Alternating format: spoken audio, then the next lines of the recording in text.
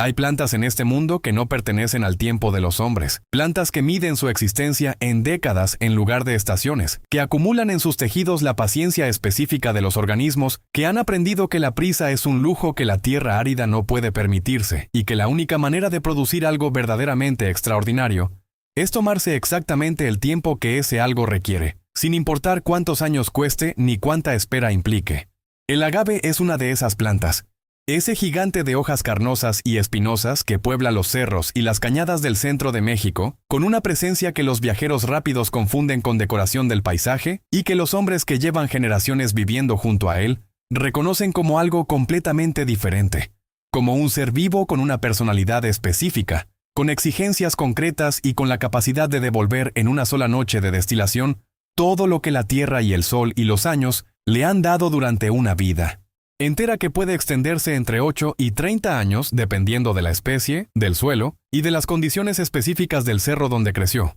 Guanajuato no es el primer estado que viene a la mente cuando se habla de mezcal en México. Oaxaca ocupa ese lugar en el imaginario colectivo con la autoridad de quien ha sabido construir una narrativa cultural alrededor de su producto con una efectividad que ningún departamento de marketing podría mejorar. Jalisco tiene el tequila, que es el agave industrializado, domesticado y convertido en commodity global. Guerrero tiene su mezcal de montaña. Durango tiene sus sotoles. Pero Guanajuato tiene algo que todos esos estados reconocen con ese respeto silencioso que los productores se tienen entre ellos cuando hablan sin micrófonos ni cámaras. Tiene los agaves silvestres de sus cerros de laja y tierra roja que nadie sembró, que nadie irrigó, que nadie fertilizó con nada que no fuera la lluvia de temporal y el sol del altiplano, y que producen un mezcal de una complejidad aromática y una profundidad de sabor que los catadores internacionales más exigentes describen con el mismo vocabulario que reservan para los vinos de terroir más exclusivos del mundo. El municipio de Pénjamo y su zona de influencia en el suroeste de Guanajuato, esa franja de territorio donde el altiplano comienza a descender hacia los valles templados y donde los cerros de roca basáltica y suelo arcilloso rojo crean el microclima específico que el agave silvestre necesita para desarrollar su perfil de sabor más complejo. Es uno de esos lugares que el turismo gastronómico internacional está comenzando a descubrir con el entusiasmo de quien encuentra algo que todavía no ha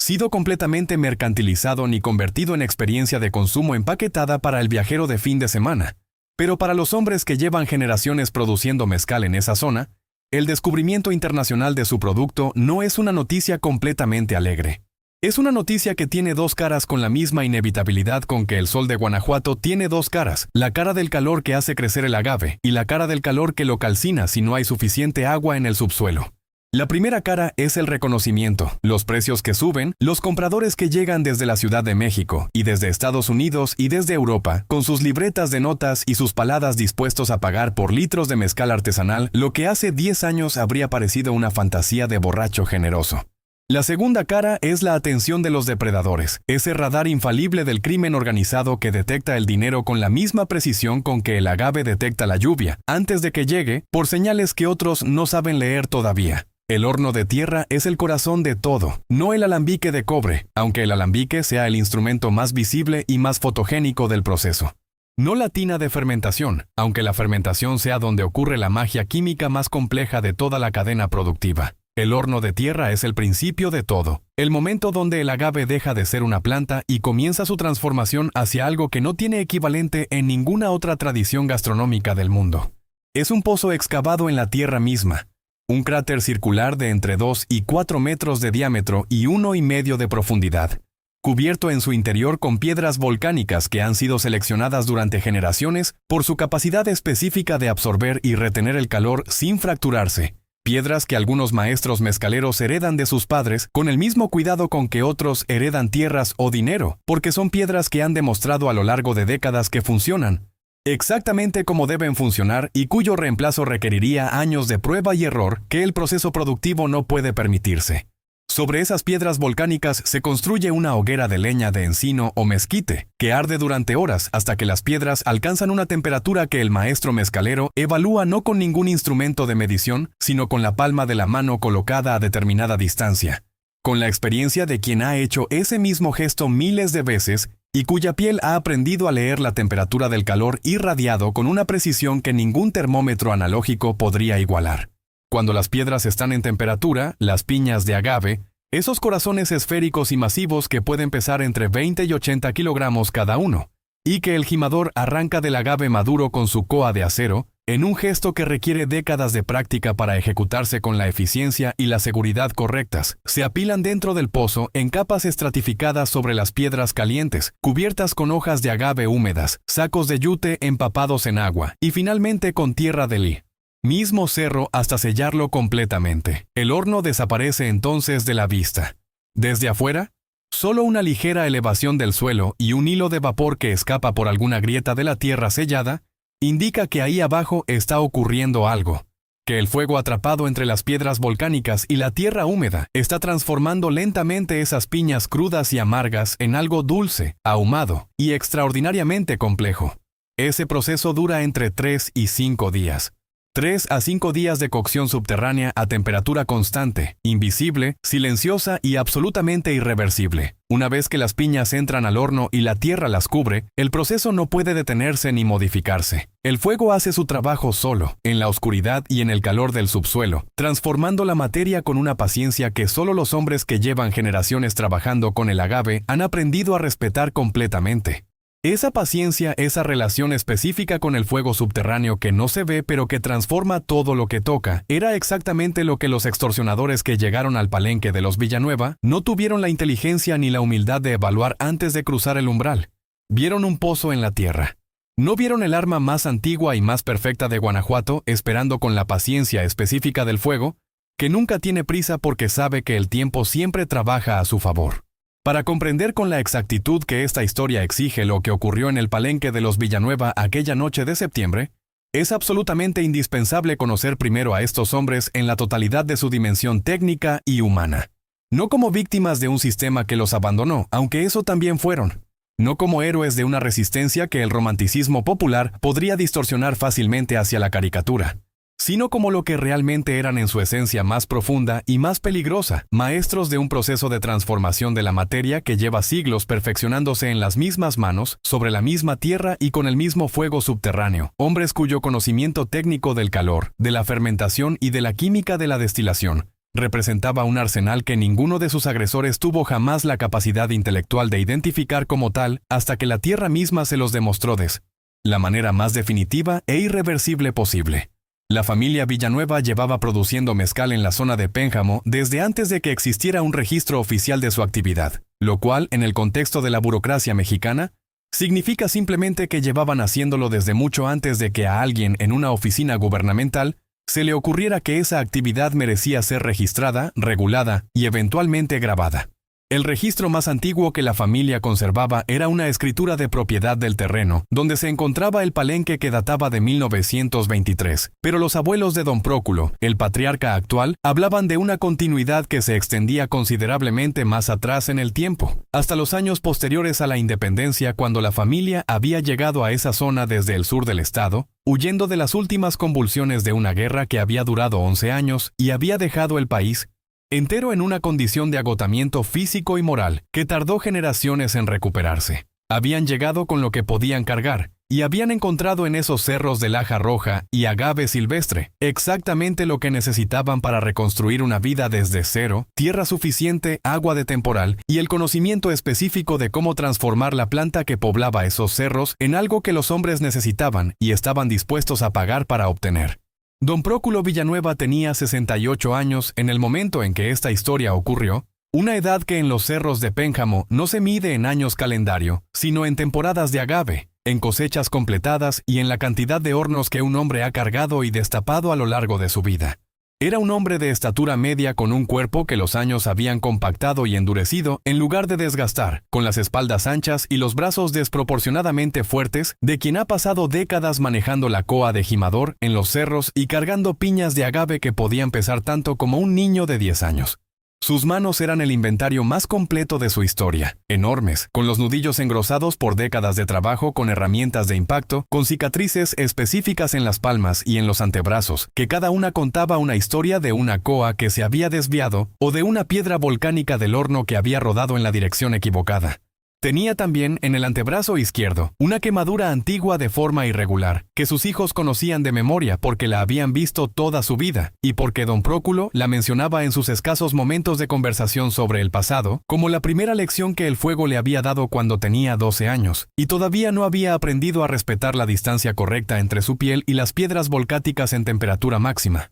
Esa quemadura era, en cierto sentido, su diploma de maestría en el manejo del fuego subterráneo, la marca física de cuando el proceso de aprendizaje había dejado de ser teórico y se había convertido en algo que su cuerpo recordaría para siempre, con más fidelidad que cualquier memoria consciente. Su hijo mayor, Abundio, de 44 años, era el gimador principal de la operación familiar. El hombre que subía a los cerros con la coa al hombro y pasaba las jornadas más largas y más físicamente brutales de todo el proceso productivo, identificando y cortando los agaves silvestres en su punto exacto de madurez. Esto no era una tarea que pudiera realizarse con ningún instrumento de medición externo. Era una evaluación que se hacía con los ojos, con las manos y con un sentido específico que los gimadores desarrollan después de años de práctica y que les permite leer en la morfología exterior de la planta su estado interno, con una precisión que sorprendería a cualquier biólogo vegetal. Abundio podía caminar por un cerro lleno de agaves y señalar sin dudar cuáles estaban listos para la gimada y cuáles necesitaban otro año o 2 años o 5 años más, no porque hubiera aprendido una regla general aplicable a todas las plantas, sino porque había desarrollado una relación específica con cada cerro y con cada población de agave de esos cerros que le permitía leer las señales individuales de cada planta con la familiaridad de quien las conoce desde que eran hijuelos.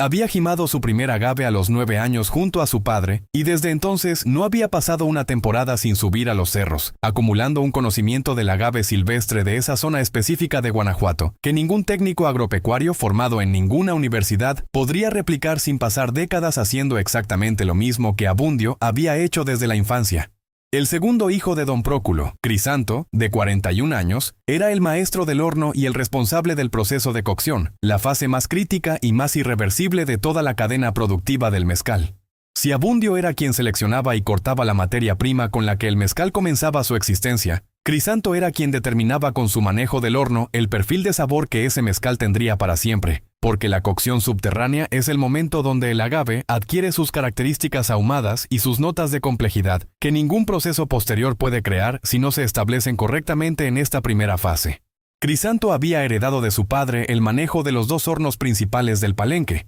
y había añadido al conocimiento heredado sus propias observaciones y modificaciones desarrolladas durante 20 años de experimentos, que nunca llamó experimentos sino simplemente trabajo. Conocía la temperatura exacta que cada uno de los 2 hornos principales del Palenque alcanzaba con determinada cantidad de leña de encino seco. Conocía cómo variaba esa temperatura según la dirección del viento y la humedad del suelo en cada época del año. Y conocía con una precisión que habría asombrado a cualquier ingeniero en procesos térmicos exactamente cuánta leña adicional necesitaba cada horno para compensar las pérdidas de calor en los días de lluvia de temporal cuando la tierra absorbía la humedad y cambiaba su conductividad térmica de maneras que afectaban el proceso de cocción de formas sutiles pero detectables en el sabor final del mezcal. El tercer hijo, Rosendo, de 37 años, era el destilador, el artesano responsable de la fase final y más técnicamente compleja del proceso productivo. El alambique de cobre del Palenque Villanueva era una pieza que don Próculo había mandado fabricar a un maestro calderero de Morelia en 1989, siguiendo especificaciones que la familia había refinado durante generaciones y que producía una geometría de la cámara de evaporación y del cuello de cisne que ningún alambique comercial replicaba exactamente, una geometría que afectaba la velocidad de ascenso de los vapores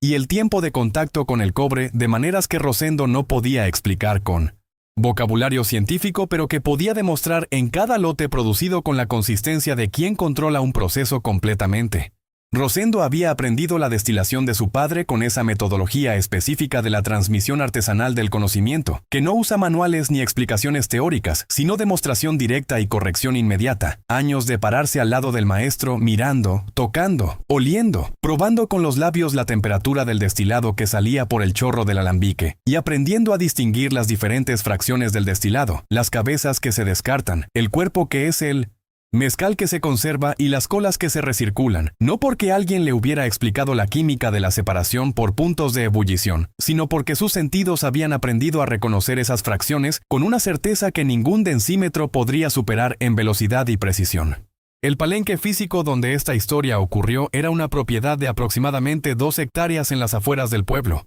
rodeada por cerros de laja roja donde crecían las poblaciones de agave silvestre, que la familia Villanueva había gimado durante generaciones con el cuidado específico de quienes saben que su sustento depende de no agotar el recurso que lo sostiene. La estructura principal era una nave abierta de madera y lámina, que cubría el área de fermentación y destilación, con las tinas de fermentación de madera de encino alineadas en 2 filas paralelas, el alambique de cobre en el centro sobre su fogón de piedra y los tanques de almacenamiento del mezcal terminado al fondo. Pero el elemento más característico y más definitorio del palenque, el que le daba su fisonomía específica y que sería el elemento central de todo lo que vendría después, eran los 2 hornos de tierra que se encontraban a 20 metros de la nave principal, 2 pozos circulares excavados en el suelo de tierra roja, con sus bordes de piedra volcánica apilada formando un reborde de 30 centímetros sobre el nivel del suelo, rodeados por el área de trabajo donde se partían y preparaban las piñas, antes de la carga y donde se almacenaba la leña de encino en pilas ordenadas que la familia reponía regularmente con la misma disciplina logística con que otros productores gestionan cualquier insumo crítico de su proceso productivo. El proceso completo de producción del mezcal Villanueva, desde la jimada en el cerro hasta el mezcal terminado listo para su venta, tomaba entre 4 y 6 semanas dependiendo de la especie de agave y de las condiciones climáticas de cada temporada.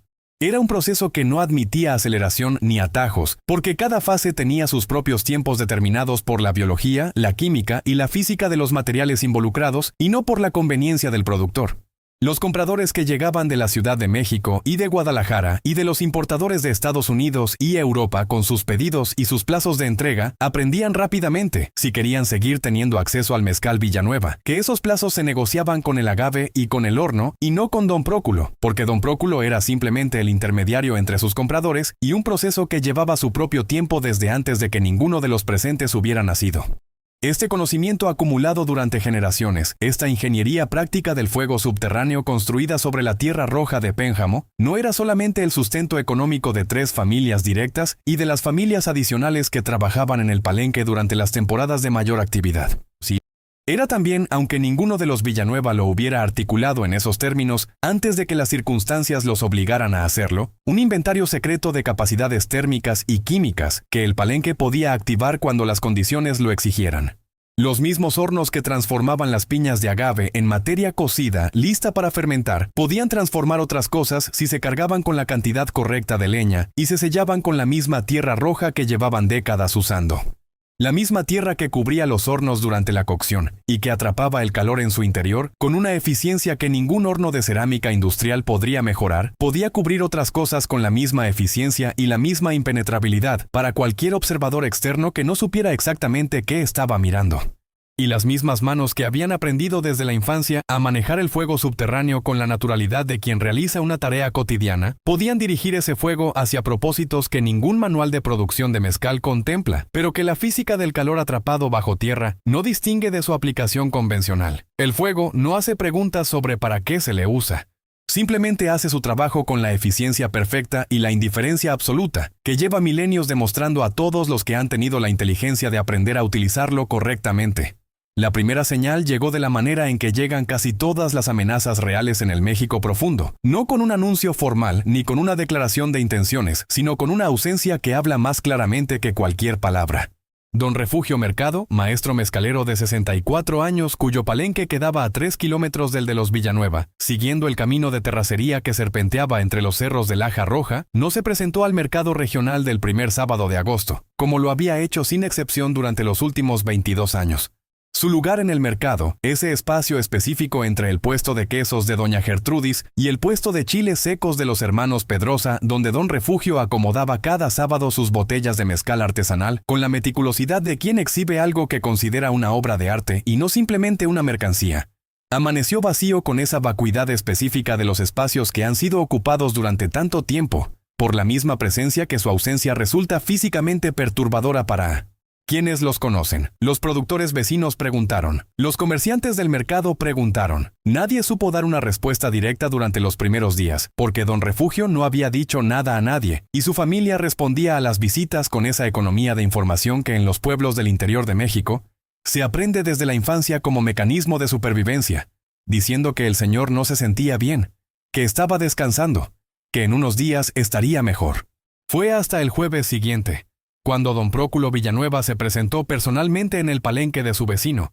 con el pretexto de devolver una herramienta prestada meses atrás, que la verdad comenzó a filtrarse con la lentitud específica de los secretos que ya no pueden contenerse completamente pero que todavía no están listos para ser dichos en voz alta y con nombre propio. Don Refugio lo recibió en el patio exterior de su palenque, lejos de la casa y lejos de los trabajadores que andaban en los cerros, y habló en voz baja con la vista puesta en el suelo entre sus pies, con la actitud de un hombre que está calculando cuánto puede decir sin cruzar una línea que teme que sea irreversible cruzar. Le contó que 3 semanas antes habían llegado al palenque 4 hombres en una camioneta sin placas, que habían revisado las instalaciones con una familiaridad de propietario que era en sí misma una demostración de poder más efectiva que cualquier amenaza verbal, y que al final de esa revisión el que claramente llevaba la voz cantante, un hombre joven de unos 30 años con una cadena de oro gruesa y unos ojos que don Refugio describió como los ojos de alguien que ha visto demasiada muerte, para que la muerte de otro lo afecte de ninguna manera.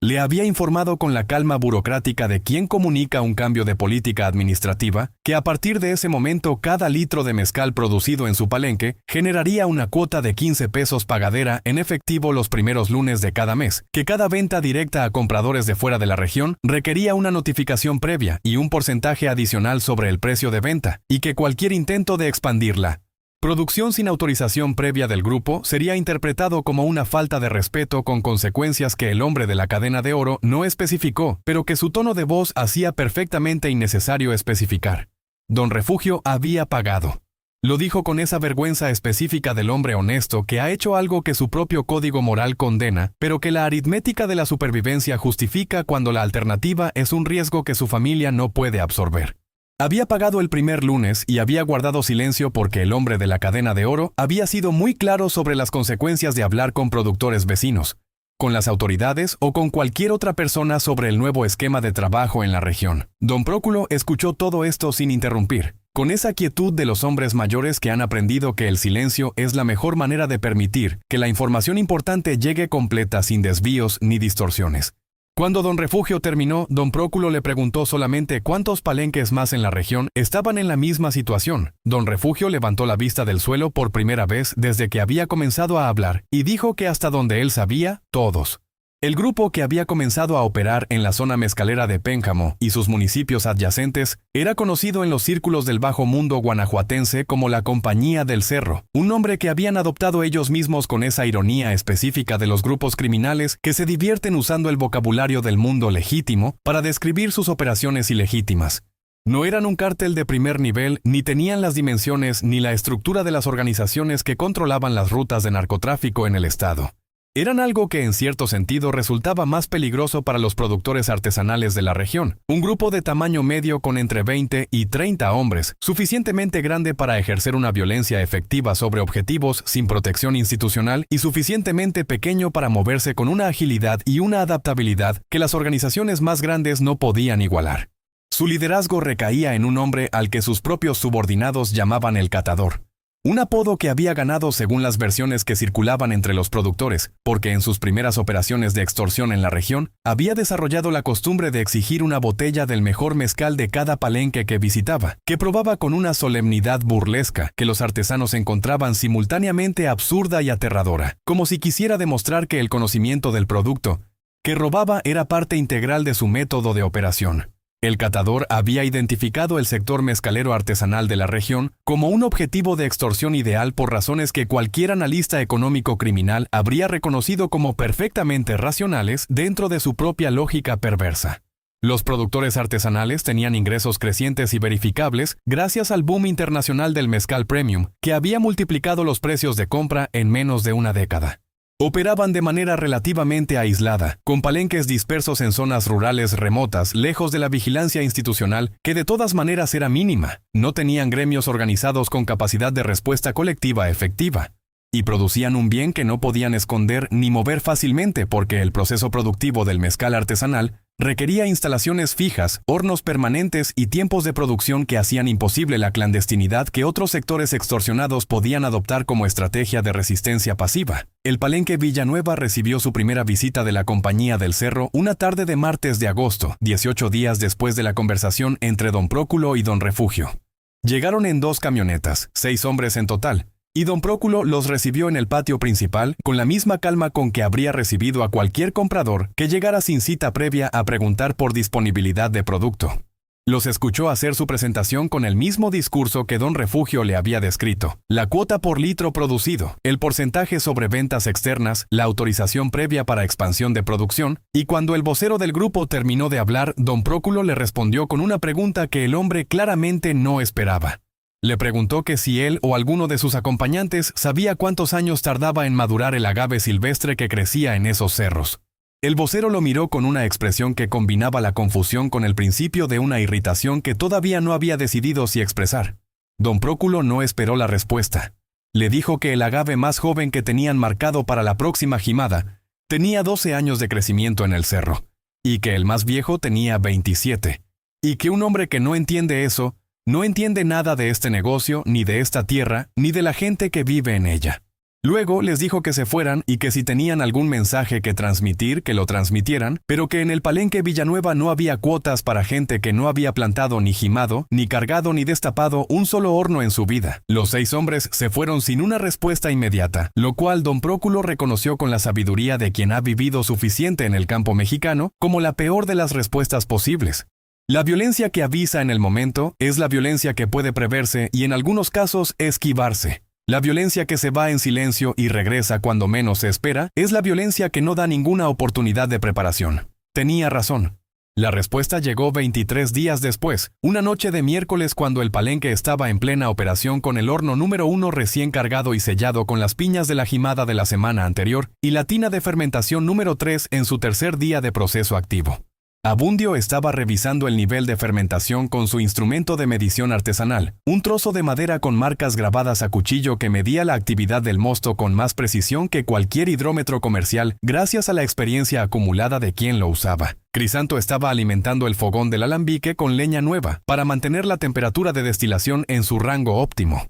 Y Rosendo controlaba el flujo del destilado que salía por el chorro del alambique, con esa concentración total de quien está en la fase más crítica y menos reversible de todo el proceso. Llegaron sin luces, con los motores al mínimo, y estacionaron las 3 camionetas bloqueando el único acceso vehicular al Palenque antes de que ninguno de los 3 hermanos pudiera procesar completamente lo que estaba ocurriendo. Eran 11 hombres esta vez, todos armados, y su entrada al espacio de trabajo del Palenque fue la de quienes ya no están haciendo una visita de negociación, sino ejecutando una decisión que fue tomada en otro lugar y en otro momento, y que simplemente está siendo implementada. El vocero de la visita anterior no venía entre ellos. En su lugar venía un hombre que los trabajadores del Palenque describirían después como alguien de unos 35 años, delgado, con una cicatriz que le cruzaba la mandíbula izquierda y una manera de moverse que sugería a alguien acostumbrado a espacios donde la violencia podía ocurrir en cualquier momento, y que había desarrollado por esa razón una economía de movimientos que eliminaba cualquier gesto innecesario. Era el segundo al mando de la Compañía del Cerro, y había venido personalmente porque la negativa de don Próculo había sido interpretada por el catador no como una posición negociable, sino como un desafío que requería una respuesta que transmitiera un mensaje claro a todos los productores de la región sobre las consecuencias de esa clase de posiciones. Lo que ocurrió durante los siguientes 40 minutos en el Palenque Villanueva fue metódico en su brutalidad, lo cual es en cierto sentido la forma más aterradora de brutalidad, porque no tiene el carácter caótico de la violencia impulsiva, sino la frialdad calculada de quien está ejecutando un procedimiento. Volcaron las 3 tinas de fermentación activa, derramando semanas de trabajo sobre el suelo de tierra del Palenque, donde el mosto fermentado se absorbió con esa avidez de la tierra seca que no distingue entre el líquido que la nutre y el líquido que representa el trabajo de semanas de una familia. Rompieron el chorro del alambique de cobre con un golpe de herramienta metálica que produjo un daño que tardaría días en reparar y que interrumpió en ese momento la destilación de un lote que ya no podría recuperarse. Y luego el hombre de la cicatriz en la mandíbula localizó a don Próculo, que había salido de la oficina del Palenque al escuchar el ruido, y que se había plantado en el centro del patio con esa quietud específica de los hombres que han decidido que no van a correr independientemente de lo que ocurra. Y le comunicó con una voz completamente plana y sin ningún elemento de emoción que el precio de la negativa del martes anterior era el trabajo destruido esa noche, que el precio de una segunda Negativa sería uno de sus hijos y que el precio de una tercera sería él mismo. Don Próculo presentó la denuncia formal ante la Fiscalía General del Estado en Guanajuato capital 2 días después, acompañado por Abundio y por otros 3 productores de la región que habían decidido que la denuncia colectiva era más efectiva que la individual, aunque ninguno de ellos creyera genuinamente que la efectividad de cualquier denuncia en ese contexto institucional superara el nivel de lo simbólico. El agente ministerial que los recibió era un hombre de mediana edad, con el escritorio cubierto de carpetas y una expresión de cansancio institucional que no era fingida sino el resultado legítimo de años de procesar denuncias que el sistema no tenía ni la voluntad ni los recursos para convertir en resultados. Tomó la declaración de don Próculo con una eficiencia burocrática que en otras circunstancias habría sido admirable. Llenó los formularios correctos, asignó el número de folio correspondiente y explicó con una paciencia que sonaba a texto memorizado que la investigación requería tiempo, que los recursos de la Fiscalía estaban comprometidos en casos de mayor prioridad estratégica y que mientras tanto lo más recomendable era evitar provocaciones adicionales y mantener un perfil operativo bajo que no diera al grupo criminal razones para escalar su nivel de violencia. Don Próculo guardó la copia sellada del formulario en el bolsillo de su camisa. Agradeció con una inclinación de cabeza y salió a la calle donde el sol de Guanajuato pegaba sobre el concreto con esa intensidad de agosto que hace que el aire vibre visiblemente sobre las superficies oscuras. En el camino de regreso a Pénjamo, con Abundio manejando en silencio y los otros productores dormitando en el asiento trasero por el agotamiento del viaje y de los días anteriores, don Próculo miró por la ventana el paisaje de cerros y agaveras que se extendía a los lados de la carretera federal, y pensó en el agave más viejo que tenían marcado en el Cerro Norte, el que llevaba 27 años creciendo en esa tierra roja, específica, absorbiendo el sol y la lluvia de 27 temporadas y acumulando en su corazón la complejidad química que haría de su mezcal algo extraordinario. Pensó en cuántos hombres habían intentado a lo largo de esos 27 años apropiarse de algo que no habían sembrado ni cuidado ni esperado con la paciencia que ese agave requería. Y pensó en lo que el fuego subterráneo de sus hornos hacía con todo lo que recibía en su interior, sin distinción, sin preferencias, con la misma eficiencia térmica perfecta para todo lo que la tierra cubría, y el calor atrapado transformaba en algo irreconociblemente diferente a lo que había sido antes de entrar. Cuando Abundio lo miró de reojo esperando alguna indicación sobre los siguientes pasos, don Próculo simplemente le dijo que al llegar necesitaban revisar el estado del horno número 2 y calcular cuánta leña de encino seco tenían almacenada para la próxima carga. Abundio lo miró durante un segundo más de lo necesario, y luego volvió los ojos a la carretera sin hacer ninguna pregunta adicional, porque conocía a su padre lo suficiente para saber que cuando hablaba de leña y de hornos en ese tono específico, no estaba hablando solamente de leña y de hornos. La transformación de un maestro mezcalero en verdugo no ocurre con la velocidad explosiva de la pólvora ni con el estruendo que el cine y la literatura han asociado tradicionalmente con los momentos donde un hombre decide cruzar la línea que separa la civilidad de la barbarie. Ocurre con la lentitud específica del fuego subterráneo, con esa misma paciencia acumulativa que don Próculo había pasado décadas aprendiendo a reconocer como la característica más fundamental y más poderosa de los hornos de tierra. El fuego que no se ve desde afuera pero que trabaja sin pausa en el interior oscuro de la tierra, transformando irreversiblemente todo lo que recibe con una eficiencia que ningún proceso de calor superficial puede igualar, porque el suelo mismo actúa como aislante y amplificador simultáneamente, atrapando el calor y concentrándolo hacia adentro con una intensidad que aumenta progresivamente hasta alcanzar el punto donde la transformación de la materia es total y definitiva. Don Próculo tomó la decisión que tomó con exactamente esa clase de fuego interior, lento, invisible desde afuera, absolutamente imparable una vez iniciado. La noche del regreso de Guanajuato capital, después de que Abundio estacionó la camioneta en el patio del palenque y los otros productores se despidieron y se fueron a sus casas en la oscuridad de los caminos de terracería, don Próculo reunió a sus 3 hijos en el único espacio del palenque donde se sentían completamente ellos mismos y donde el lenguaje compartido de temperaturas, tiempos y transformaciones de la materia fluía con la naturalidad de una conversación que no necesita esfuerzo para ser entendida. Los reunió junto al horno número 1, que todavía irradiaba el calor residual de la última cocción terminada 2 días antes, ese calor específico y denso que las piedras volcánicas retienen durante días después de que el fuego se ha apagado, y que los Villanueva conocían como la temperatura de la memoria, el calor que el horno guarda de lo que ya procesó y que mantiene vivo en sus paredes el registro térmico de cada cocción anterior.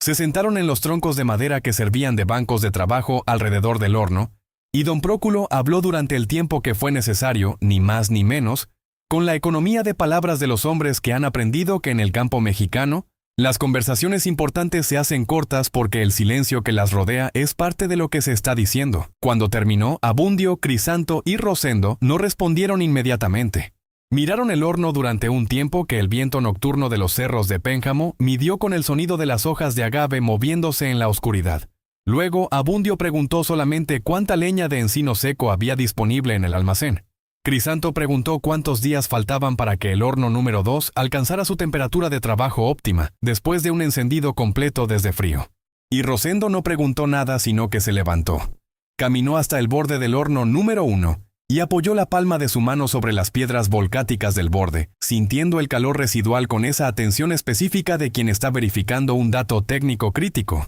Luego se giró hacia su padre y asintió una sola vez. Don Próculo les dijo que tenían 8 días y que el trabajo comenzaba mañana antes del amanecer. El plan que don Próculo había diseñado durante el trayecto de regreso desde la capital tenía la elegancia funcional de los sistemas que han sido construidos con el conocimiento más profundo del material con que trabajan. No era un plan de confrontación armada porque ninguno de los 4 Villanueva era tan imprudente como para creer que 4 hombres sin experiencia en el uso de armas de fuego podían enfrentarse exitosamente a un grupo de 20 o 30 sicarios en los términos convencionales en que ese tipo de enfrentamientos se dirimen. Era un plan que utilizaba exclusivamente lo que los 4 conocían mejor que cualquier otra cosa en el mundo: el comportamiento del fuego subterráneo en los hornos de tierra, la química de los materiales que el proceso mezcalero manipula cotidianamente y la geografía específica de su palenque que conocían con la misma intimidad con que conocían la topografía de sus propias manos. Era un plan que convertía la ignorancia de sus enemigos sobre el proceso mezcalero en su condena técnica y que usaba la arrogancia específica de los hombres que se creen los dueños de un territorio que no han estudiado como el mecanismo preciso de su destrucción. El primer elemento de la preparación fue la leña. Abundio pasó los primeros 2 días realizando algo que en el contexto del palenque era perfectamente ordinario y cotidiano, acarreando y apilando leña de encino seco en las zonas de almacenamiento adyacentes a los 2 hornos principales. La diferencia entre esta acumulación de leña y cualquier acumulación anterior estaba en la cantidad y en la disposición específica de las pilas, calculadas no para una cocción normal de piñas de agave, sino para una carga de combustible que Crisanto había estimado con sus métodos artesanales de cálculo térmico como suficiente para mantener ambos hornos en temperatura máxima de operación durante un periodo de tiempo considerablemente mayor que el necesario para cualquier cocción convencional. La leña de encino seco que los Villanueva usaban en sus hornos era una madera de densidad y poder calorífico específicos que Abundio seleccionaba personalmente en los cerros con el mismo criterio con que seleccionaba los agaves para la jimada, evaluando la densidad de cada tronco por su peso, su color y el sonido que producía al golpearlo con el machete antes de cortarlo. Esta madera, apilada en las cantidades que Abundio acumuló durante esos 2 días, representaba una reserva de energía calorífica que los hornos de tierra podían sostener durante horas sin ninguna alimentación adicional una vez que alcanzaran su temperatura de trabajo máxima. Crisanto se dedicó durante esos mismos días a la preparación técnica de los 2 hornos, con modificaciones que ningún observador no familiarizado con el proceso mezcalero podría identificar como tales, porque todas ellas utilizaban materiales y procedimientos que formaban parte de la operación normal del palenque. La primera modificación fue en el sistema de ventilación de los hornos, esos canales de tierra y piedra que regulan el flujo de aire hacia la cámara de combustión y que determinan la intensidad del fuego y la velocidad con que la temperatura asciende en el interior del pozo. Crisanto amplió los canales de ventilación del horno número 2 con herramientas de albañilería básica, trabajo de un día que cualquier visitante habría interpretado como mantenimiento rutinario de las estructuras, pero que en práctica aumentaba el flujo de aire de combustión en un porcentaje que él había calculado empíricamente, basándose en décadas de observación del comportamiento de sus hornos bajo diferentes condiciones de ventilación. Este incremento en el flujo de aire significaba que el horno número 2 podía alcanzar su temperatura máxima en aproximadamente la mitad del tiempo normal, y que una vez alcanzada esa temperatura podía mantenerse con menos leña adicional porque la combustión era más eficiente. La segunda modificación fue en el sistema de sellado de los hornos. La capa de tierra húmeda y hojas de agave que se colocaba sobre las piñas cargadas para atrapar el calor en el interior durante la cocción. Crisanto preparó una mezcla específica de tierra arcillosa roja, con alto contenido de minerales de hierro, que él conocía de un afloramiento específico en el Cerro Norte, una tierra que al compactarse sobre el borde del horno, formaba un sello de una impermeabilidad al aire significativamente mayor que la tierra normal del palenque.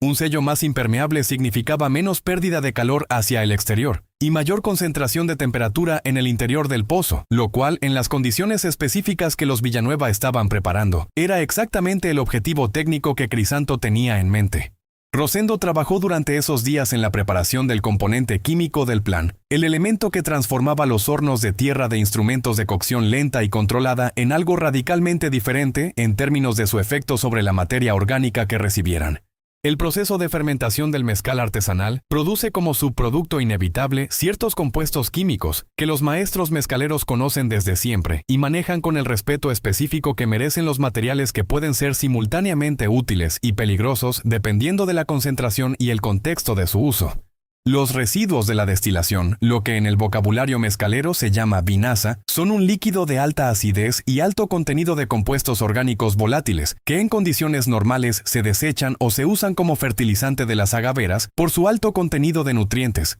Pero Rosendo sabía, con el conocimiento específico de quien ha manejado ese material durante 20 años, que la vinaza concentrada y calentada producía vapores, que en un espacio confinado alcanzaban concentraciones que afectaban la capacidad respiratoria con una eficiencia que ningún material externo al propio proceso mezcalero podría haber aportado con la misma naturalidad y la misma ausencia de sospecha. Pasó 2 días concentrando la vinaza de las destilaciones recientes en los tanques de almacenamiento secundario del Palenque, reduciendo su volumen por evaporación lenta hasta obtener una fracción de alta concentración que luego almacenó en tambos de plástico grueso bien sellados y posicionados estratégicamente en los puntos del Palenque que Crisanto y él habían identificado durante sus recorridos nocturnos de los días anteriores. La llamada fue responsabilidad de Abundio, el hijo mayor, por razones que don Próculo había considerado cuidadosamente antes de asignar ese papel específico. Abundio tenía la voz y el temperamento correctos para la actuación que se requería. Esa combinación específica de sumisión forzada y orgullo herido que un hombre produce cuando acepta una derrota que genuinamente lo destruye por dentro, y que en ese estado específico resulta perfectamente convincente para cualquier receptor que esté escuchando con el ego del que ha ganado y no con la atención del que sospecha. Llamó al número que el hombre de la cicatriz en la mandíbula había dejado escrito en un papel doblado sobre la mesa de la oficina del Palenque durante la visita anterior, un gesto que en retrospectiva era la demostración más clara de la arrogancia del grupo. La confianza de quien deja su número de contacto porque no concibe que la persona que lo recibe pueda usarlo para ningún propósito diferente a la sumisión. Abundio habló con una voz que don Próculo había escuchado ensayar durante 2 noches, hasta que el tono era exactamente el correcto, la voz de un hombre que ha peleado con su padre durante días y que ha ganado la discusión más difícil de su vida, convenciendo al patriarca de que resistir era un lujo que la familia no podía permitirse. Le dijo al hombre de la cicatriz que habían tomado la decisión de aceptar el esquema de trabajo propuesto por la Compañía del Cerro, y que querían hacer el primer pago en persona en el Palenque para establecer los términos exactos de la relación de trabajo de manera que no hubiera malentendidos posteriores.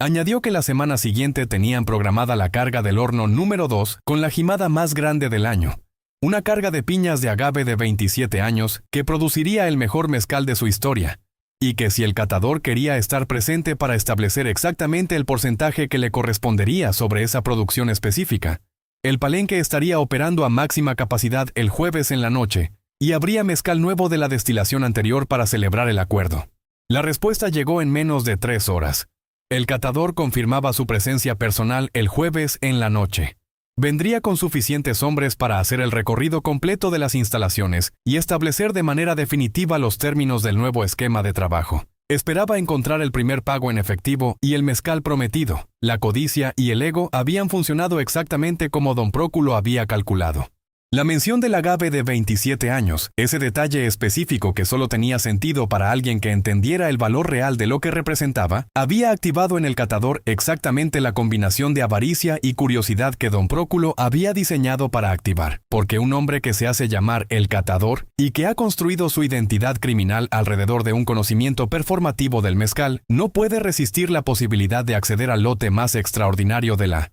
región antes que nadie. La vanidad es siempre el punto más débil de los hombres que han construido su poder sobre la intimidación, porque la intimidación requiere una audiencia que la admire, y esa necesidad de admiración crea exactamente el tipo de puntos ciegos que los Villanueva necesitaban para que su plan funcionara. El miércoles, con 24 horas de margen antes de la llegada del grupo, los 4 Villanueva realizaron el ensayo completo del palenque, en condiciones de oscuridad total, recorriendo cada posición, verificando cada válvula, cada pila de leña y cada tambo de vinaza concentrada en su ubicación exacta. Crisanto encendió el horno número 2 con la ventilación modificada y midió el tiempo de ascenso de temperatura, confirmando que el horno alcanzaba su temperatura de trabajo máxima en el tiempo calculado.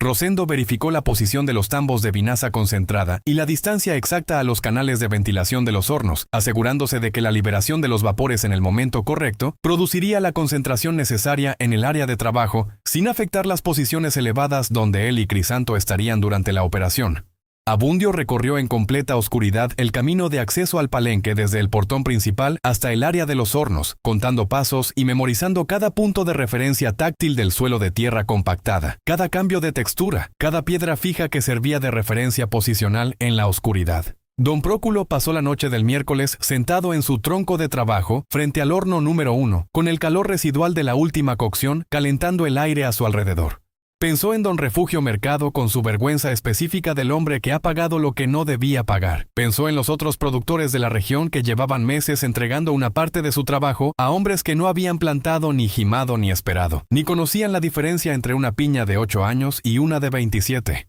Pensó en el alambique de cobre con su chorro roto, que Rosendo había tardado 4 días en reparar, con materiales que no eran los correctos, porque los correctos tardaban semanas en conseguirse desde Morelia. Y pensó en el agave más viejo del Cerro Norte, ese que llevaba 27 años acumulando en su corazón todo lo que la tierra roja de Pénjamo y el sol de Guanajuato y las lluvias de 27 temporadas podían darle, esperando con la paciencia específica de las plantas que no tienen prisa porque el tiempo siempre trabaja a su favor. Mañana en la noche, ese agave iba a esperar un poco más. El horno número 2 tenía otras cosas que procesar primero. Don Próculo apoyó las manos sobre las rodillas. Miró el cielo de Guanajuato lleno de estrellas que el altiplano muestra con una claridad que las ciudades no conocen, y sintió que el fuego que llevaba décadas encendido en el interior de esos hornos de tierra estaba listo para hacer su trabajo más importante. El jueves amaneció en Pénjamo con ese cielo de septiembre del altiplano guanajuatense, que los agricultores y los mezcaleros de la región conocen como el cielo de la madurez. Ese azul profundo y sin nubes de las mañanas de temporada alta, que anuncia un día de calor limpio y sol directo, que hará sudar a los hombres en los cerros y madurar un poco más los agaves que todavía no están listos, y que seguirá cocinando lentamente la tierra roja, hasta que el atardecer traiga el frío específico de él.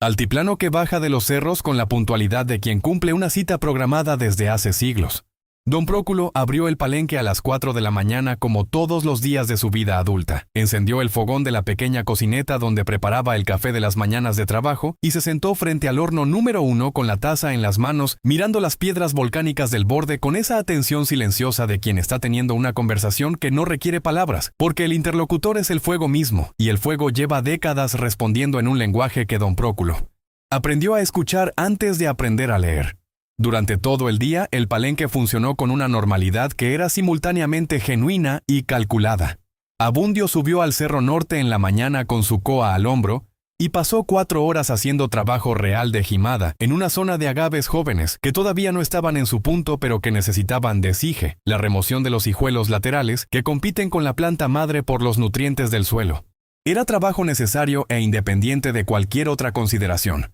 Trabajo que habría ocurrido ese jueves con o sin la visita programada para la noche. Y esa autenticidad era exactamente lo que Don Próculo quería que cualquier observador externo encontrara si decidía vigilar el palenque durante el día. Crisanto pasó la mañana realizando el mantenimiento rutinario del alambique de cobre, limpiando con vinaza diluida los depósitos de minerales que se acumulaban en el interior de la cámara de evaporación después de cada ciclo de destilación. Un proceso que producía el olor específico a cobre limpio y destilado ácido, que era el olor normal de trabajo del palenque en sus días de mantenimiento. Rosendo revisó las tinas de fermentación activa y anotó en su cuaderno los parámetros de cada una, con la disciplina de registro que había desarrollado durante años de observar cómo las pequeñas variaciones en el proceso de fermentación producían grandes diferencias en el perfil aromático del mezcal final. A las 5 de la tarde, con el sol comenzando su descenso hacia los cerros del poniente y el frío de la tarde empezando a instalarse en el aire con esa gradualidad que los habitantes del altiplano perciben en la piel antes de que ningún termómetro la registre, Don Próculo dio la instrucción que los 3 hermanos estaban esperando. Crisanto encendió el horno número 2.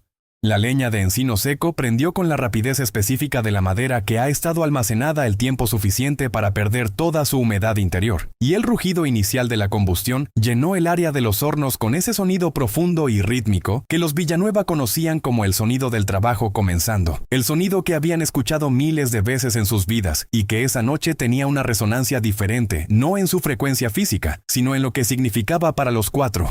hombres que lo escuchaban. Rosendo posicionó los tambos de vinaza concentrada en los puntos que había identificado durante el ensayo del miércoles, asegurándose de que los sistemas de apertura rápida que había instalado en las tapas funcionaban con la fluidez de un movimiento que podía ejecutarse en segundos y en completa oscuridad si fuera necesario. Abundio revisó por última vez el portón de acceso al palenque, verificando que estaba abierto de par en par exactamente como don Próculo había prometido al hombre de la cicatriz durante la negociación telefónica de Abundio. Esa invitación abierta que en el lenguaje de los depredadores significa rendición total y que en el lenguaje de los Villanueva significaba algo completamente diferente. A las 9:30 de la noche, con el horno número 2 rugiendo a temperatura máxima de operación y las piedras volcáticas de su interior irradiando un calor que transformaba el aire inmediato en algo casi sólido de tan denso, don Próculo se sentó en su tronco de trabajo habitual frente al horno número 1, con una botella de mezcal nuevo sobre la mesa de madera, que había colocado en el centro del área de trabajo, rodeada por 4 vasos de barro vidriado que eran los mismos vasos que usaba para recibir a los compradores que llegaban al palenque a hacer catas. La escenografía era perfecta en su autenticidad porque era real, el mezcal era real, los vasos eran reales, y don Próculo sentado frente a ellos con su sombrero de trabajo y su camisa de manta era la imagen exacta de lo que el catador esperaba encontrar cuando llegara a cobrar su primera cuota y a celebrar el inicio de una relación comercial que él creía que había ganado. Abundio estaba en la oscuridad del área de almacenamiento de leña, invisible desde cualquier punto de acceso al palenque y con visión directa sobre la zona de los hornos. Crisanto y Rosendo estaban en las posiciones elevadas que habían determinado durante el ensayo, en la estructura de madera que servía de techo parcial sobre la zona de fermentación y que a 3 metros de altura les daba visión completa del área de trabajo y acceso directo a los sistemas de apertura de los tambos de vinaza. El catador llegó a las 10:15 con 15 hombres distribuidos en 4 camionetas que entraron al palenque en convoy, con los motores rugiendo y las luces altas encendidas con esa prepotencia específica de quien llega a un lugar que ya considera propio. 15 hombres más el catador, 16 en total, todos ellos armados con la confianza de quien no ha encontrado resistencia en suficiente tiempo como para haber olvidado que la resistencia es posible. El catador descendió del vehículo líder con esa lentitud arrogante de quien saborea el momento, miró el palenque con la evaluación superficial del que ya tiene todo calculado,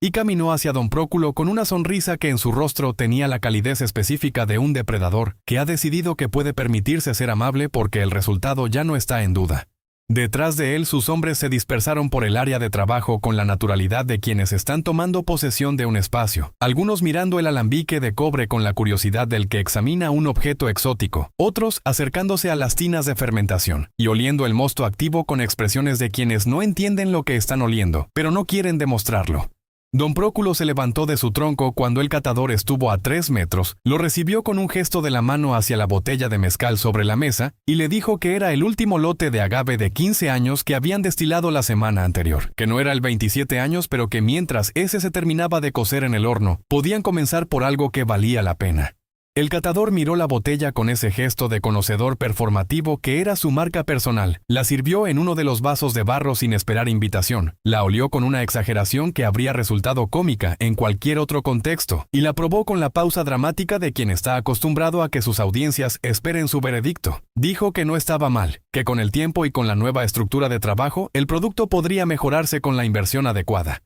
Don Próculo asintió con la expresión exacta de la sumisión calculada. Esa mezcla específica de orgullo herido y resignación práctica que Abundio había ensayado durante días y que su padre ejecutaba con la autenticidad adicional de alguien que genuinamente estaba destruido por dentro, aunque por razones completamente diferentes a las que el catador creía. Fue en ese momento cuando don Próculo dijo que quería mostrarle personalmente el horno número 2, con las piñas del agave de 27 años que estaban en su segundo día de cocción, que era importante que el catador entendiera exactamente qué tenía entre manos antes de establecer los términos del porcentaje, porque ese mezcal específico no era comparable con ningún otro lote de la región y su precio de exportación lo justificaba. La mención del agave de 27 años funcionó exactamente como don Próculo había calculado que funcionaría, activando en el catador esa combinación de avaricia y vanidad, que es el punto ciego universal de los hombres, que han construido una identidad alrededor del conocimiento de algo que en realidad no conocen.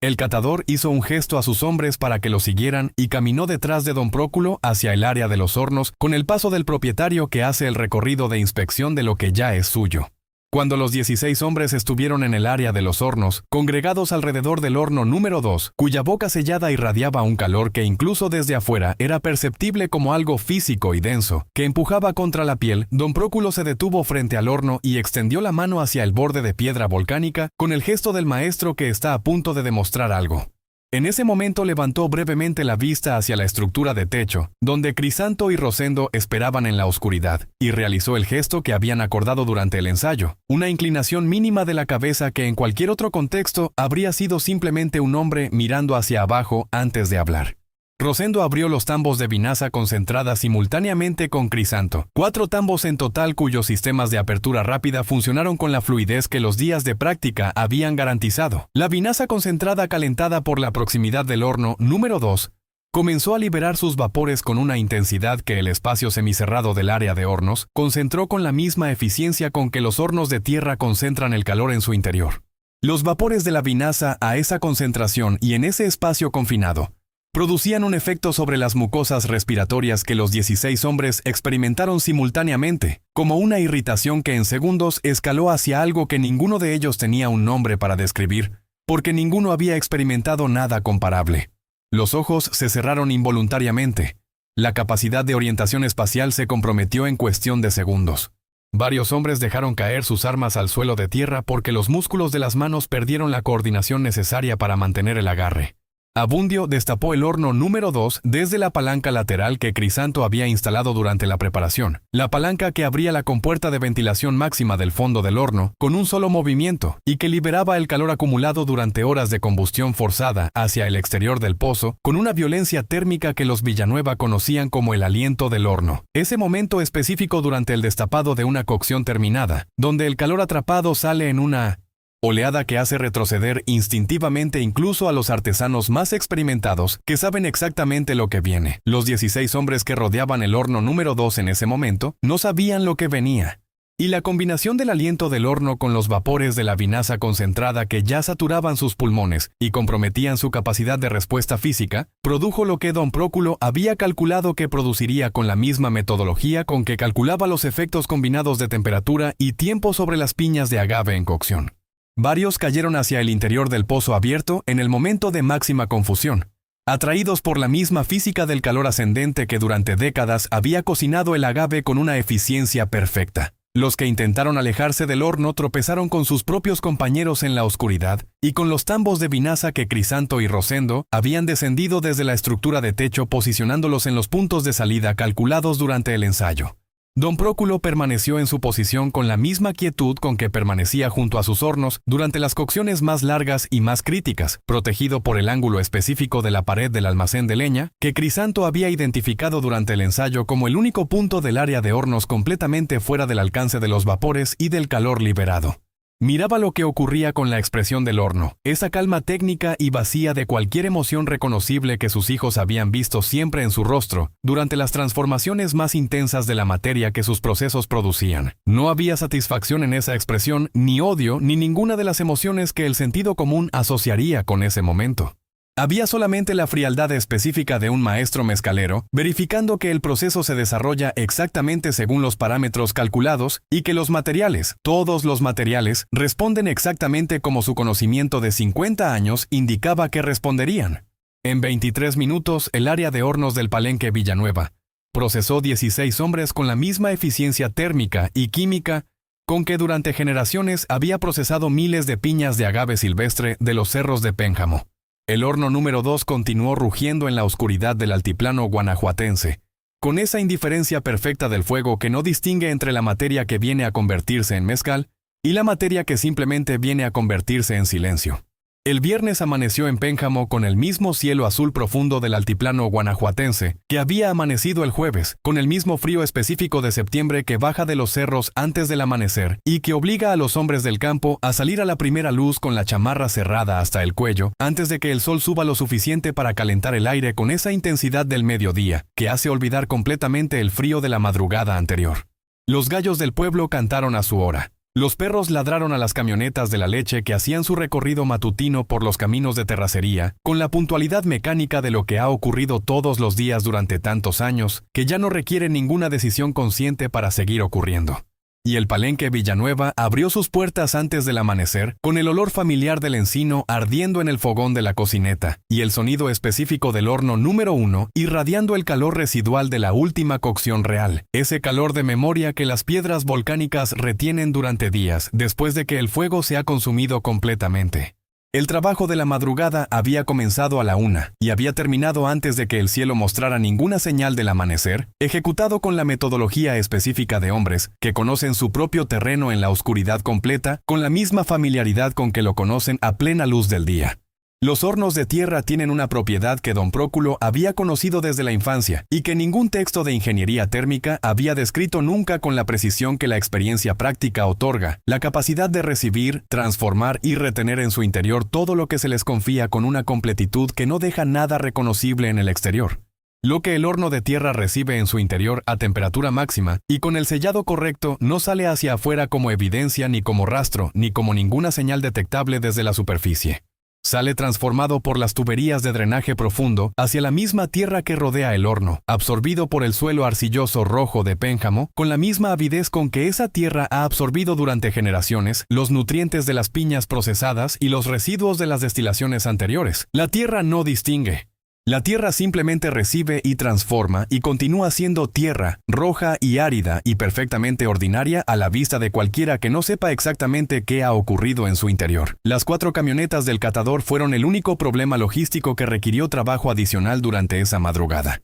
Abundio las condujo una por los caminos de terracería que él conocía desde niño, con la familiaridad de quien los ha recorrido miles de veces en condiciones de visibilidad mínima, siguiendo los cerros de Laja Roja hacia el norte del municipio, donde las barrancas de la sierra bajan abruptamente hacia el río, y donde los caminos terminan sin anuncio previo en bordes que la vegetación seca de septiembre cubre con una generosidad que ningún paisajista podría haber planificado con mejor. Resultado: los cerros de Pénjamo tienen esa misma propiedad de retención que los hornos de tierra, esa capacidad geográfica de recibir lo que cae en sus barrancas y cubrirlo con la tierra, la vegetación y el silencio de la sierra, que hace que lo que desaparece en ellos permanezca desaparecido con la misma permanencia con que el horno guarda sus secretos bajo la superficie. El sábado por la mañana, cuando Crisanto abrió el palenque a su hora habitual y comenzó la rutina de revisión de los hornos que ejecutaba cada mañana con la disciplina de décadas, encontró el horno número 2 en las condiciones exactas de una cocción terminada correctamente, con las piedras volcánicas del interior en proceso de enfriamiento progresivo, y el suelo alrededor del horno limpio y compacto, con esa textura específica de la tierra que ha sido sellada y luego abierta y vuelta a sellar, con el cuidado de quien conoce el proceso. Encendió el fogón de la cocineta, preparó el café de las mañanas de trabajo, y cuando don Próculo llegó 20 minutos después, encontró a su hijo en el mismo lugar de siempre con la taza preparada y los hornos en el estado correcto para comenzar una nueva semana de trabajo. No hubo conversación sobre la noche anterior. No fue necesaria porque todo lo que necesitaba decirse había sido dicho durante los días de preparación, y todo lo que restaba decirse sería dicho por el tiempo y por el silencio que el palenque mantendría de ahí en adelante con la misma naturalidad con que mantiene la temperatura de sus hornos, constante, invisible desde afuera y absolutamente efectiva en su función. La desaparición del catador y sus 15 hombres produjo en la compañía del cerro una reacción que siguió el patrón que don Próculo había anticipado con la misma precisión con que anticipaba el comportamiento de sus hornos bajo condiciones específicas de temperatura y ventilación. Los primeros días fueron de búsqueda activa, envío de exploradores a los municipios de la zona mezcalera, preguntas en los mercados y en las cantinas, revisión de los caminos que conectaban los palenques de la región con la carretera federal. No encontraron nada porque genuinamente no había nada que encontrar en ningún lugar accesible a la búsqueda humana convencional. Las 4 camionetas no estaban en ningún camino, no estaban en ningún poblado, no había ningún rastro de 16 hombres armados que hubieran entrado a la zona mezcalera de Pénjamo el jueves en la noche y que no hubieran salido de ella. El palenque Villanueva operaba con normalidad. Los hornos producían su humo específico de leña de encino. Don Próculo recibía compradores los fines de semana con la misma rutina de siempre, y las botellas de mezcal seguían saliendo del palenque con esa etiqueta artesanal dibujada a mano, que los compradores de la Ciudad de México reconocían inmediatamente como garantía de calidad extraordinaria. La ausencia total de evidencia generó en los rangos medios de la Compañía del Cerro exactamente lo que don Próculo había calculado que generaría, un miedo que no podía dirigirse hacia ningún objetivo concreto, porque no había ningún objetivo concreto identificable y que por esa razón misma era infinitamente más paralizante que cualquier amenaza convencional. El crimen organizado puede responder a la violencia que tiene autoría porque la violencia con autoría tiene una dirección y una lógica que permite la represalia. Lo que no puede procesar con ninguna de sus herramientas habituales es la desaparición sin rastro, el vacío completo donde debería haber un cuerpo o una escena o una declaración de responsabilidad. En el ecosistema criminal de Guanajuato, donde los mensajes de guerra se dejan escritos en los cuerpos abandonados en las plazas públicas, y donde la ausencia de ese tipo de mensaje es en sí misma el mensaje más aterrador posible, la desaparición de 16 hombres en la zona mezcalera de Pénjamo, sin dejar ningún rastro de ningún tipo, fue interpretada por los rangos que quedaron de la Compañía del Cerro, como la señal más clara que podían recibir de que habían entrado en contacto con algo que no podían identificar, ni cuantificar, ni combatir con sus métodos habituales. La leyenda comenzó a construirse en los circuitos de comunicación del bajo mundo guanajuatense, con la velocidad específica de las historias que llenan un vacío de información con imaginación y miedo combinados. Se decía que los mezcaleros de Pénjamo tenían un pacto con la tierra misma, que los cerros de laja roja de esa zona del altiplano eran territorio sagrado de los chichimecas, que nunca fueron completamente conquistados y que protegían a los hombres que trabajaban esa tierra con una ferocidad que las armas modernas no podían contrarrestar. Se decía que los hornos de tierra del palenque Villanueva tenían una profundidad que no figuraba en ningún plano catastral, porque llegaban hasta niveles del subsuelo donde el calor de la tierra misma se sumaba al calor de la leña de encino, y donde lo que caía no encontraba fondo. Se decía que don Próculo había aprendido de su bisabuelo una manera de sellar un horno de tierra, que hacía imposible desde afuera determinar qué había adentro, y que ese conocimiento había pasado de padre a hijo, durante generaciones esperando el momento en que fuera necesario usarlo para algo diferente a cocer agave. Ninguna de estas versiones era precisa en sus detalles, pero todas ellas contenían la percepción correcta que importaba, que los maestros mezcaleros de esa zona específica de Guanajuato tenían una relación con la tierra y con el fuego que convertía su palenque en un territorio donde las reglas del poder armado no aplicaban con la misma efectividad que en cualquier otro lugar, y donde el conocimiento del proceso era una ventaja táctica que ningún arsenal convencional podía igualar. El resultado práctico fue idéntico al que había producido el Golfo de México con los piratas y los hornos de Capula con los cuatreros. Ningún grupo criminal volvió a presentarse en el palenque Villanueva, ni en ningún otro palenque de la zona mezcalera de Pénjamo durante los años siguientes. Los productores de la región continuaron trabajando sus hornos de tierra, gimando sus agaves silvestres con el cuidado de quien sabe que está extrayendo algo que tardó décadas en acumularse y destilando sus mezcales con la paciencia específica del proceso que no admite aceleración.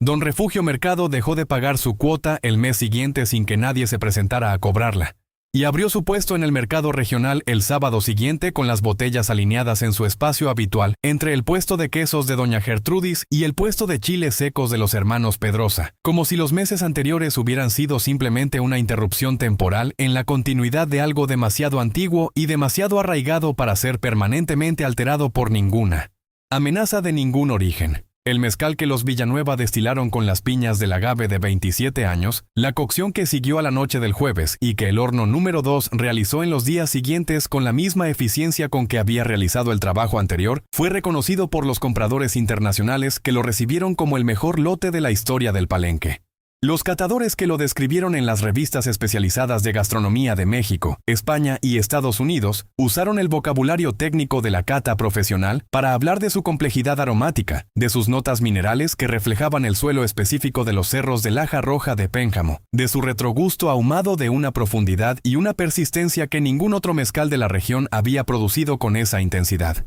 Ninguno de ellos supo ni podría haber sabido que esa complejidad mineral extraordinaria, esas notas específicas que el suelo arcilloso rojo de Guanajuato había depositado en el corazón del agave durante 27 años de crecimiento silencioso, habían sido enriquecidas en las semanas anteriores por algo que ningún análisis químico convencional podría haber identificado como diferente de los minerales normales de esa tierra específica. La tierra de Pénjamo había recibido lo que el horno le había enviado a través de sus canales de drenaje profundo, y lo había procesado con la misma indiferencia perfecta con que procesa todo lo que recibe, transformándolo en nutrientes que las raíces del agave absorben sin preguntar de dónde vienen, porque las raíces no hacen preguntas, simplemente toman lo que la tierra les ofrece y lo convierten en la complejidad química que el mezcal heredará décadas después, cuando llegue el momento de la jimada. Don Próculo continuó trabajando en el palenque hasta los 74 años, cuando las rodillas comenzaron a negarle la posibilidad de subir a los cerros con la coa al hombro, con la seguridad necesaria para una actividad que requiere equilibrio y fuerza en terrenos que el altiplano no hace fáciles para los cuerpos que han acumulado décadas de trabajo físico intenso.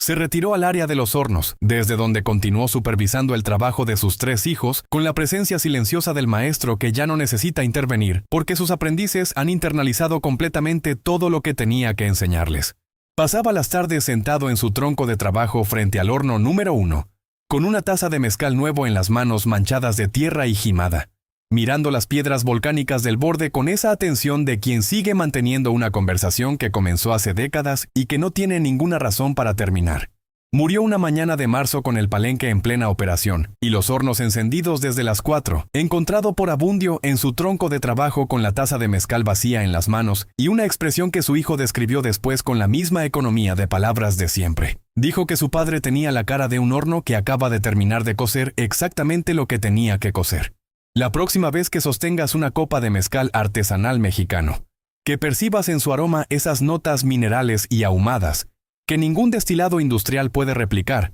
porque vienen de una tierra específica y de un fuego específico, y de unas manos específicas que llevan generaciones aprendiendo a escuchar lo que el agave tiene que decir cuando está listo. Detente un momento antes del primer sorbo. Piensa en los cerros de laja roja del altiplano guanajuatense, donde el agave silvestre crece durante décadas sin que nadie lo siembre, ni lo riegue, ni lo fertilice con nada que no sea la lluvia de temporal y el sol que calienta la piedra hasta que el frío de la noche la enfría de nuevo en un ciclo que se ha repetido miles de veces, desde antes de que existiera ningún estado mexicano que lo registrara. Piensa en los hombres que subieron a esos cerros durante esas décadas, marcando las plantas que iban madurando con la paciencia de quien sabe que el tiempo del agave no puede acelerarse ni negociarse. Piensa en los hornos de tierra que llevan encendidos desde antes de que ninguno de nosotros naciera, y en el fuego subterráneo que transforma todo lo que recibe, con una eficiencia que ninguna tecnología moderna ha podido mejorar, porque algunas cosas fueron diseñadas por la experiencia acumulada de generaciones, con una precisión que la ingeniería contemporánea todavía está aprendiendo a respetar.